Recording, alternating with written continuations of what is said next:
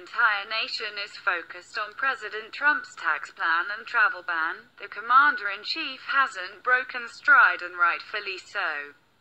He's been quietly and diligently working at one massive mission he's secretly been on outside the public eye, and now he has just struck our enemy overnight.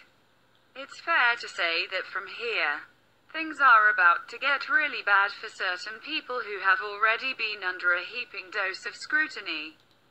The threat of attack on Americans is ever present and not something that Trump is taking lightly.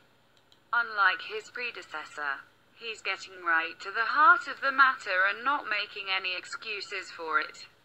We've lived with the threat for long enough. Barack Hussein Obama even catered to it, invited it into the U.S. in droves, feeding terrorism, which Trump is now eradicating, and just did so in one airstrike on a group of people who definitely deserved it. This is not Trump's first airstrike in his first year in office, and it likely won't be his last as long as the biggest threat to American lives persists. CNN reports a U.S. airstrike on Christmas Eve against the militant group Al-Shabaab in southern Somalia killed 13, U.S. Africa Command said Wednesday. The U.S. said its forces conducted the airstrike in coordination with the government of Somalia and identified the 13 killed as terrorists.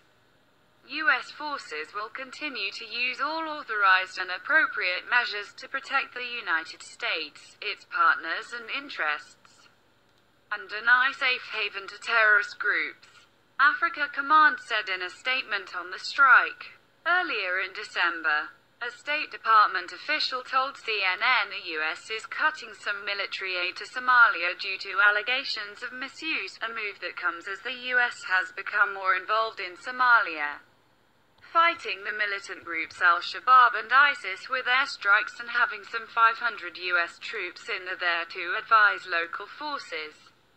U.S. Africa Command said last month a U.S. strike in Somalia killed more than 100 people it identified as Al-Shabaab militants.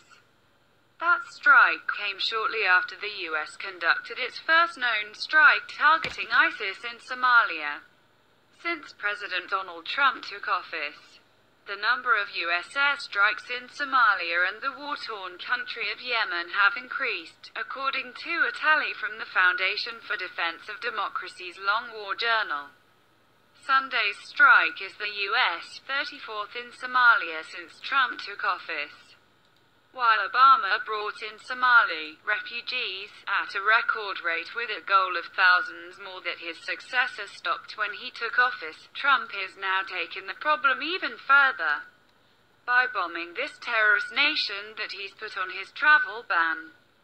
He's sending a clear message to radicalized Muslims that terrorism isn't going to be tolerated any longer and is certainly not welcome in America, nor are crimes against our citizens. Proving the importance of this move and the need for a travel ban from that nation was what a Somali Muslim in Minnesota did just a couple days after Trump sent an airstrike in Somalia. A man being described as a Somali man in his early 20s brutally stabbed a woman 14 times in Minneapolis. She was simply leaving work when the refugee, who was not known to her, attacked out of nowhere. KSTP reports, a Minneapolis woman who was stabbed 14 times while walking to her uptown home said she is doing better and is focused on helping police catch her attacker. 26-year-old Morgan Evenson said she was attacked December 13th while walking home from her job at the Apple store on Hennepin Avenue. Evenson told KSTP she struggled with her attacker at the corner of 32nd Street and Fremont Avenue and she considers herself lucky to be alive. It was horrifying, because I could feel something that felt like it was stinging me, but it was him stabbing me, she said.